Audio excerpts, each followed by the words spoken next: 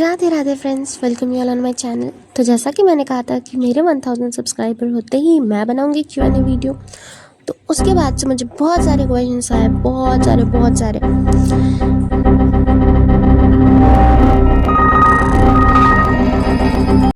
And thank you so much for you all the people. I'm so grateful for you all.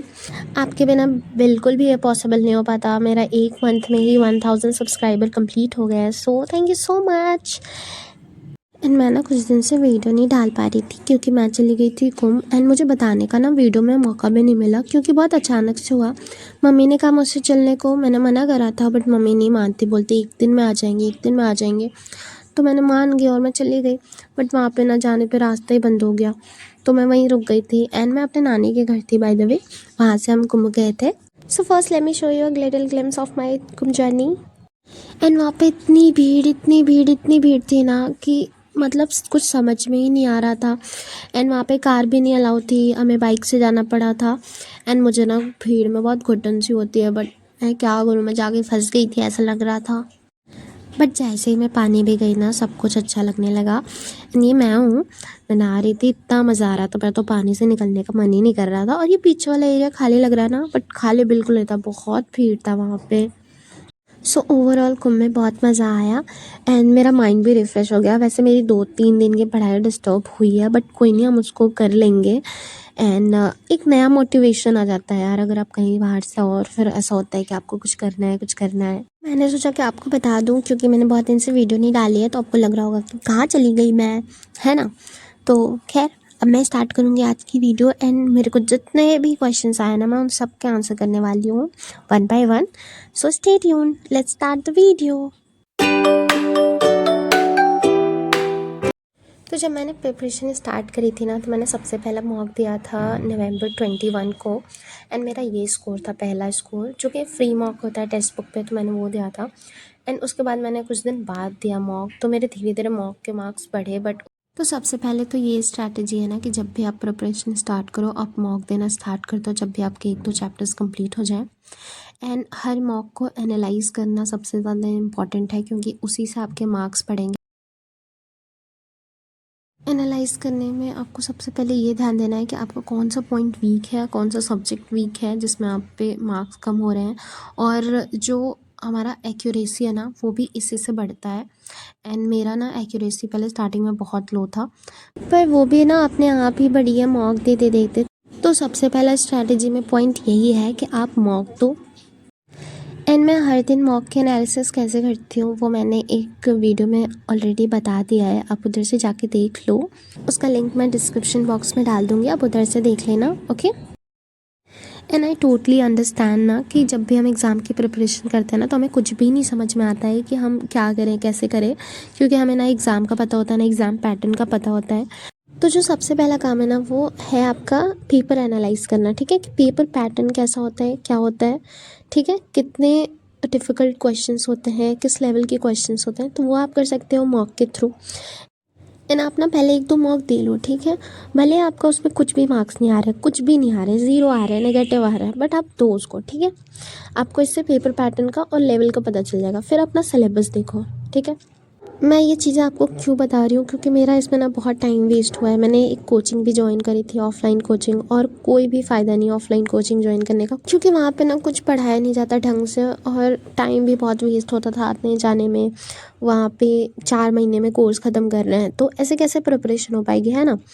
And मैंने ना 1-1.5 महीने वो coaching करी थी। एंड जिस लेवल का वो पढ़ा रहे थे ना, मुझे लगा कि इस लेवल से तो मेरा कुछ भी नहीं होगा, एग्ज़ाम क्लियर नहीं हो सकता मेरा कभी भी। तो फिर मैं आ गई और मैंने कोचिंग छोड़ दिया एंड खुद से प्रिपरेशन स्टार्ट कर दी। और वो मैंने स्टार्ट करी ऑनलाइन। एंड मैंने अभी 3 मंथ हो गए हैं प्रिपरेशन करते हुए। तो मैंने सबसे पहले क्या करा ना कि मेरे जो वीक टॉपिक्स हैं, जैसे मैथ्स में जो मुझे टॉपिक नहीं आते हैं, मैंने उनको पहले निकाला एंड उसको मैंने पहले स्टार्ट करा पढ़ना, ठीक है। या फिर वो बड़े चैप्टर्स हैं और नहीं आते हैं, तो उन्हें पहले पढ़ा। उसके बाद इंग्लिश में मेरे को थोड़ी दिक्कत है, ग्रामर में एंड वो कैब में, तो मैंने ग्रामर स्टार्ट कर दिया। डे 1 से मैं एक एक लेक्चर करती थी। एंड ऑलमोस्ट मेरे आधा ग्रामर ख़त्म हो गया है। एंड मैथ्स में भी मैंने 2-2 लेक्चर्स करना स्टार्ट करा, कभी-कभी 3-3 लेक्चर्स करती थी। स्टार्टिंग में मैंने जीके एंड मैथ्स पे ही ज़्यादा फोकस करा था। रीज़निंग में मैंने जब मॉक लगाया था ना, तो मुझे लगा कि मेरे को थोड़े कुछ-कुछ टॉपिक्स करने की ज़रूरत है, ज़्यादा नहीं। तो मैं ऐसे अल्टरनेट डेज़ पे कर लेती थी, और जब भी मेरे को ऐसे मन करता था तो मैं या तो फिर ऐसे 2-2 घंटे के जो लॉन्ग वीडियोज़ होते हैं ना, जो 1 शॉट में ऐसे कंप्लीट करा देते हैं एक चैप्टर, तो मैं रीज़निंग के लिए वो करती थी। एंड मैंने उसके कुछ दिन बाद ही मॉक देना स्टार्ट कर दिया था। मतलब मैंने नवंबर में स्टार्ट करा था ना, तो मैं 21 को मेरा पहला मॉक था, जिसमें कि मेरे 63.5 मार्क्स आए थे। तो मुझे थोड़ा बुरा लगा था क्योंकि बहुत कम मार्क्स थे। तो मैंने एनालाइज़ करना स्टार्ट करा कि मेरे मार्क्स जा कहाँ रहे हैं। जैसे कि कभी-कभी होता है हम तुक्का मार देते हैं, ठीक है? तो वो मैंने बंद करा कि मेरे को तुक्का नहीं मारना है। एंड फिर उसके बाद मैं पढ़ तो रही हूँ, तो मेरे जो कॉन्सेप्ट्स हैं वो क्लियर हो रहे हैं। और जैसे कि आप ना जब मॉक एनालिसिस करते हो तो आपको काफ़ी अच्छे से करना है। भले ही आपके 1-2 घंटे जा रहे हैं। स्टार्टिंग में ना मुझे मॉक एनालिसिस करने में 4-4 घंटे लग जाते थे, क्योंकि ज़्यादा से ज़्यादा क्वेश्चंस मैं छोड़ देती थी। तो जो टॉपिक जैसे मुझे नहीं आता है ना, मैं उसके भी अच्छे से देखती थी, फार्मूला वगैरह मैथ्स के लिए खासकर। तो वो आपको ना धीरे-धीरे याद हो जाएँगे, क्योंकि सेम पैटर्न ही फॉलो होता है हर क्वेश्चन पेपर में, ठीक है? तो आपके मार्क्स ऑलरेडी धीरे-धीरे बढ़ने लगेंगे। और हमेशा ऐसा ही होता है, हर जब भी आप देखोगे ना कोई भी साल का पीवाईक्यू, तो पेपर पैटर्न सेम होता है और क्वेश्चन पैटर्न भी सेम होता है। तो आप उधर से बस एनालिसिस करो, मॉक दो ढेर सारा और टॉपिक करते रहो, ठीक है? एंड क्लास के लिए मैं करती हूँ मैथ्स गगन सर से, इंग्लिश करती हूँ नीतू मैम से, स्टैटिक जीके मैं एक बुक से करती हूँ या फिर मैं कोई भी वीडियो देख लेती हूँ।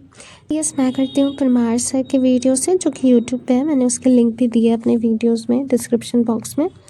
एंड क्योंकि मैंने बहुत पैसे बर्बाद कर दिए थे ऑफ़लाइन कोचिंग में, तो मैं नहीं चाहती थी कि अब मैं ऑनलाइन के लिए भी पैसे खर्च करूँ। तो मैंने सर्च करा टेलीग्राम वगैरह पे, बहुत सारे ग्रुप्स होते हैं जहाँ पे वीडियोज़ मिल जाते हैं।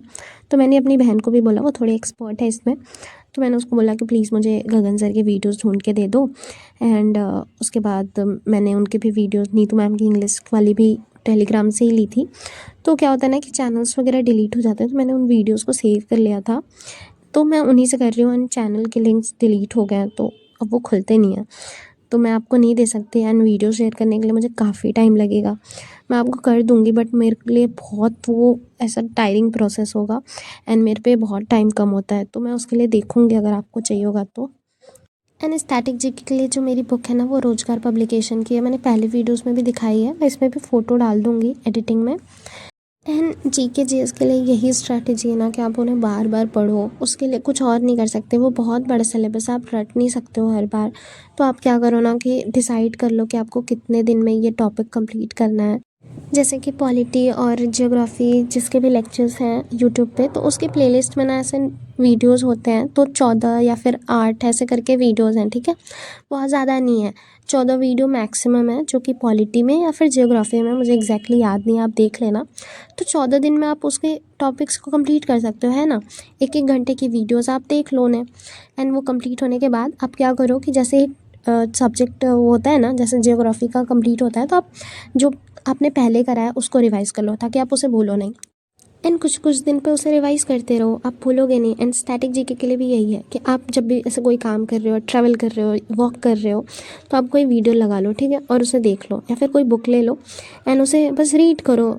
एंड थोड़े दिन पे आप बस उसको रिवाइज़ करते रहो, और कुछ नहीं करना। आप रट नहीं सकते हो किसी भी चीज़ को, आप जितनी बार पढ़ोगे ना, उतनी बार ही आपको ऐसे स्ट्रांगली याद होता जाएगा वो। एंड बुक लिस्ट के लिए तो मैं बहुत ज़्यादा बुक्स फॉलो नहीं करती, बस मैं एक पीवाईक्यू फॉलो करती हूँ मैथ्स का, जो कि किरण पब्लिकेशन की है। एंड मैंने एक रीजनिंग की भी ली थी। मैंने बहुत ज़्यादा टॉपिक्स नहीं लगाए, मैंने कुछ टॉपिक्स के ही बस उसमें पीवाईक्यू लगाए हैं। आप चाहो तो सारा कर सकते हो।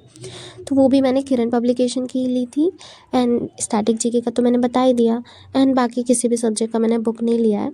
मैं इंग्लिश वोकैब के लिए मैं सोच रही हूँ कि मैं ब्लैक बुक या फिर नीतू मैम वाली बुक लूँगी, बट आई डोंट थिंक कि मैं बुक ख़रीदने वाली हूँ। मैं उसकी पीडीएफ ही लूँगी, मैं पीडीएफ डाउनलोड कर लूँगी। तो जब भी मेरे पास पीडीएफ आएगी ना, मैं आपको भी वो शेयर कर दूँगी। तो आप भी चाहो तो बुक ना ख़रीदो, या फिर आप उसका प्रिंट आउट करा सकते हो अगर सस्ते में हो रहा होगा तो, ठीक है? बहुत ज़्यादा पैसे खर्च करने की ज़रूरत नहीं है। एंड कंसिस्टेंसी के लिए ना मैं बताऊँ, कभी भी हम हमेशा कंसिस्टेंट नहीं रह सकते हैं, कभी ना कभी ब्रेक लेना पड़ता है, क्योंकि आप बोर भी हो जाते हो ना। और मैं बहुत ज़्यादा दिन तक ऐसे लगातार पढ़ाई नहीं कर सकती, क्योंकि मुझे ना एंजाइटी होने लगती है और फिर ऐसे पैनिक हो जाती हूँ मैं बहुत ज़्यादा।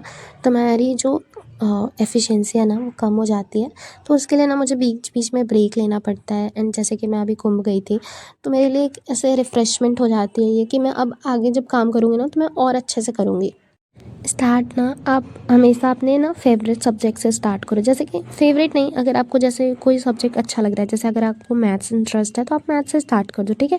उसे आप कुछ दिन पढ़ो और फिर सिलेबस एनालाइज करो, जैसे कि मैंने वो बताया ना, उन्हीं चीज़ों को फॉलो करो। इस सब्जेक्ट आपका इंटरेस्टेड हो ना, उसको पहले स्टार्ट कर दो, कुछ दिन उसको पढ़ लो, फिर धीरे धीरे धीरे धीरे सारे सब्जेक्ट के लिए आप पढ़ते रहना।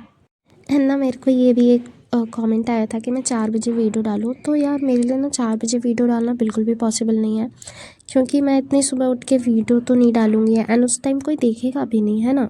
तो मैं इसलिए मैं जब भी एडिट करती हूँ ना, मैं दोपहर में ही मेरे को टाइम मिलती है, जब मैं ब्रेक लेती हूँ तो मैं उसमें वीडियो एडिट करके डाल देती हूँ। एंड अगर आप चाहो तो आप 4 बजे वो वीडियो देख सकते हो, कोई भी वीडियो मेरी उठा के देख लो, उस हिसाब से आप भी अपना रूटीन डिसाइड कर सकते हो। एंड वैसे तो मैंने वीडियोस में बताया है कि मैं घर से दूर रहती हूँ रूम रेंट पे लेके, बट फिर भी मैं बता देती हूँ कि मैं घर पे नहीं रहती, मैं दूर रहती हूँ एंड सारा काम खुद से ही करती हूँ। तो इसलिए मैं ये व्लॉग बनाती हूँ, थोड़ा खुद को भी ऐसा मोटिवेट करने के लिए। एंड अगर मेरे से और भी कोई मोटिवेट हो रहा है तो I will be so grateful. And जब मैंने वीडियो स्टार्ट करी थी ना बनाना, तो मुझे लगा नहीं था कि इतना कोई भी मेरे से मोटिवेट होगा, बट जब भी मैं ऐसे कमेंट्स देखती हूँ ना, तो मुझे इतना हैप्पी फील होता है एंड उससे मैं इतनी ज़्यादा मोटिवेट होती हूँ ना कि मैं भी पढ़ाई करना स्टार्ट कर देती हूँ अपना, जब भी मेरे को ऐसा लगता है कि डीमोटिवेट हो रही होती हूँ मैं, तो मेरे लिए ये मोटिवेशन होता है। एंड मैं बहुत ज़्यादा एक्सपर्ट नहीं हूँ इसमें, जो कि मैंने बताया, मेरे भी अभी बहुत ज़्यादा मार्क्स अच्छे नहीं आ रहे हैं, बट जो भी है मेरा जो एक्सपीरियंस रहा है मैंने आपको बताया, क्योंकि स्टार्टिंग में जब मैं स्टार्ट करी थी ना, तो मेरे 3-4 महीने से बर्बाद हो गए थे, क्योंकि मेरे को कुछ समझ में ही नहीं आ रहा था, मुझे कुछ एग्ज़ाम के बारे में पता ही नहीं था। तो मैं नहीं चाहती कि आपका भी उसमें टाइम वेस्ट हो, इसलिए मैंने इस पे ये वीडियो बना दी। अगर आपके लिए हेल्पफुल है तो आप ये कमेंट करके बताना please, I will be so happy. And I have tried कि मैं ज़्यादा से ज़्यादा कमेंट्स का आंसर देने की कोशिश करूँ, एंड जो भी छूट गए ना, I am so sorry for that. मैं जब भी डेली वीडियोस बनाती हूँ ना, मैं उसमें कमेंट्स का आंसर करती रहती हूँ, तो आप उसमें भी अगर आपके कोई क्वेश्चन आप डाल सकते हो, मैं डेली वीडियोस में भी उसका आंसर कर देती हूँ। ओके, तो that's it for today guys, thank you for watching, bye bye, take care.